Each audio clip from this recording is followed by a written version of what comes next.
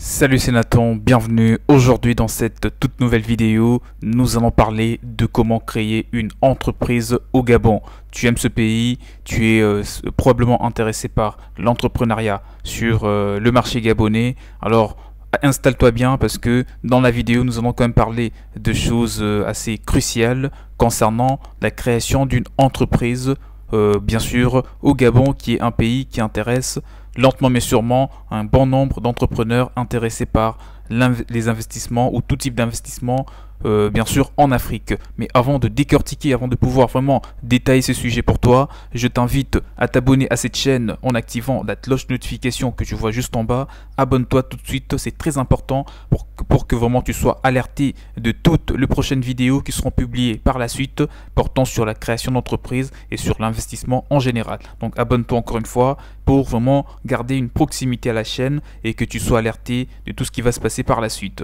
Et prends aussi éventuellement de quoi noter pour que tu notes toutes les choses en tout cas qui te paraîtront utiles pour pouvoir monter ton entreprise tout en ayant les connaissances des bases en amont pour bien établir et bien rédiger ton business plan.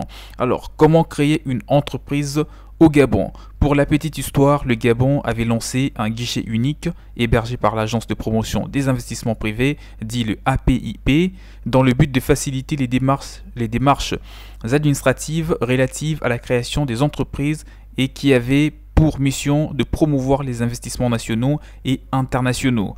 Dès mars 2010, ça date quand même de plus de 10 ans, l'APIP, autrement dit le guichet unique, le guichet unique hébergé par l'Agence des promotions des investissements privés, voilà, c'était cet organisme. Et toutes ces missions de promotion avaient été transférées par la nouvelle Chambre de commerce du Gabon, restructurée à l'époque au centre des formalités des entreprises. Celui-ci avait été, entre autres, chargé des plusieurs points, notamment l'accueil, la recherche, l'orientation et les conseils aux investisseurs, la diffusion de l'information économique auprès des investisseurs potentiels, la promotion, la surveillance et des mesures et des procédures surtout, des facilitations des relations entre entreprises et administration. Alors parlons d'un autre détail qui est très important dans la création d'une entreprise au Gabon, c'est le choix du statut juridique adapté à votre entreprise, adapté vraiment à l'activité que vous allez pouvoir entreprendre sur le territoire gabonais. Quels sont les statuts juridiques adaptés à votre projet de création d'entreprise au Gabon? Depuis un certain temps déjà, on assiste à une augmentation assez significative du nombre d'entreprises créées au Gabon. Pour la seule année si je prends par exemple un exemple, au cours de l'année 2012, plus de 9000 entreprises ont été créées au Gabon, ce qui est quand même un chiffre assez énormissime et surtout motivant pour toutes ces personnes, que vous soyez africain, que vous soyez européen, que vous soyez américain, asiatique, peu importe. Si vous êtes intéressé par l'Afrique, sachez vraiment que vous avez une grande vision, en tout cas, que vous voulez vous aventurer sur un terrain où il est susceptible de s'enrichir très rapidement, mais à condition d'avoir une bonne idée, parce que la plupart des marchés, la plupart des secteurs d'activité en Afrique sont quasiment inexploités, ce qui garantit quand même un certain pourcentage pour pouvoir réussir au mieux son entreprise, tout en partant vraiment, tout en apprenant les fondamentaux pour vraiment comprendre le marché et surtout bien cibler votre clientèle. Donc je disais là que depuis un certain nombre de temps, on assiste à une augmentation du nombre d'entreprises créées au Gabon. Pour la seule année de 2012, plus de 9000 entreprises ont été créées aux sources suite à un statistique fait. Cela serait certainement dû à l'importance d'accorder les jeunes entrepreneurs à Internet et au monde du e-commerce. Suite au e-commerce, au boom du e-commerce, vraiment pas mal de gens ont pu entreprendre et monter leurs propres entreprises, et ça c'est vraiment très intéressant. Mais tous les nouveaux créateurs d'entreprises qui aimeraient démarrer sa nouvelle entité sous la forme d'une société reconnue sont souvent confrontés au choix de l'entreprise, choix de la structure, etc. En effet, il existe différentes formes de sociétés mises en place par la loi gabonaise, et dont les règles des fonctionnements sont différentes les unes aux autres.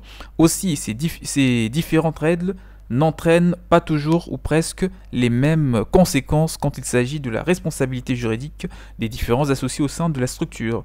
Alors, si je peux te citer les formes juridiques communément trouvées au Gabon, je cite en premier lieu l'entreprise individuelle, ensuite nous avons les sociétés à responsabilité limitée dites les SARL, et par la suite je peux aussi te citer les SUARL, autrement dit les sociétés unipersonnelles à responsabilité limitée, et il y a aussi les SNC, les sociétés en nom collectif, et en dernier lieu, je te cite les sociétés anonymes et les succursales pour les personnes qui envisagent vraiment de monter des grandes entreprises au Gabon, et voilà, avec plusieurs associés, plusieurs personnes, plusieurs employés, forcément il faudra opter pour les statuts d'une société anonyme ou des sociétés à responsabilité limitée. Alors parlons d'un autre point ou détaillons brièvement cette forme juridique qui est l'entreprise individuelle, parce que vous qui regardez cette vidéo, si vous allez démarrer en tant que seul salarié ou vous voulez monter votre petite structure, il faudra soit opter pour la société ou l'entreprise individuelle ou la forme juridique de la société à responsabilité limitée. Vous, en tant que personne individuelle, et votre entreprise n'est formée qu'un seul et unique personne. Dans votre entreprise, vous êtes le seul maître à bord et toutes les décisions ne sont prises que par vous seul. Là, si vous prenez la forme de l'entreprise individuelle, donc vous serez le seul et l'unique salarié, c'est vous qui faites un petit peu le tout. Mais l'avantage, c'est que fiscalement c'est très intéressant et vous avez plein d'autres opportunités et plein d'autres avantages que le gouvernement peut vous offrir pour vous motiver vraiment à évoluer, à développer votre business, ça dans un climat très rassurant. Il n'y a aucun capital minimum à apporter, par exemple, et la notion d'abus des biens sociaux n'existe pas du tout. Par contre, vous n'êtes pas obligé d'être tout seul dans votre entreprise, puisque vous pouvez, si vous le souhaitez bien sûr, embaucher des salariés. L'entreprise peut aussi bien porter un nom commercial ou celui de son créateur. Dès que vous commencez à embaucher des salariés, il va falloir maintenant basculer vers une autre forme juridique, mais ça sera déjà bien parce que vous aurez démarré, vous aurez passé à l'action, vous aurez déjà créé votre entreprise, et ça, c'est ce qu'il faut faire en premier lieu. C'est ce qui est le plus difficile d'ailleurs. Passer à l'action, c'est ce que la plupart des gens n'arrivent pas. Une fois que vous êtes passé de ce côté-là, vous avez créé une entreprise, vous quittez cette partie des consommateurs, vous devenez vous aussi producteur. Bon, vous restez consommateur, on est tous de consommateurs, mais en tout cas, vous serez vous aussi producteur, et c'est seulement en devenant producteur que vous allez pouvoir vous évoluer, en tout cas, éventuellement vous enrichir. Donc vous ne pouvez jamais gagner de l'argent sans produire quelque chose. C'est comme ça. Soit vous créez une activité, vous répondez à un besoin, et en répondant à un besoin, en échange, vous gagnez de l'argent. C'est comme ça, il faut le comprendre, et c'est la loi du business. Alors, comme j'étais en train de te dire, l'entreprise peut aussi porter un nom commercial ou celui de son créateur. Aussi, l'engagement financier dépend des investissements nécessaires et du fonds du roulement provisionnel. L'entrepreneur n'a pas obligation à rendre compte de la gestion de l'entreprise. Il n'a pas non plus à publier des comptes annuels. Vous allez remarquer que ce statut juridique est idéal pour les auto-entrepreneurs. Vous qui me suivez, si c'est ce qui vous intéresse, prenez l'entreprise individuelle. Alors, on a aussi les SARL, les sociétés unipersonnelles à responsabilité limitée également, et les sociétés en nom collectif. Alors, toutes ces formes juridiques, notamment les SARL, les SUARL et les SNC, plus couramment utilisés dans le cadre de la création d'entreprise, les SARL offrent l'avantage d'une structure simple. La responsabilité des différents associés est limitée au montant de leur apport financier ou matériel. La loi n'exige aucun montant minimal sur son capital.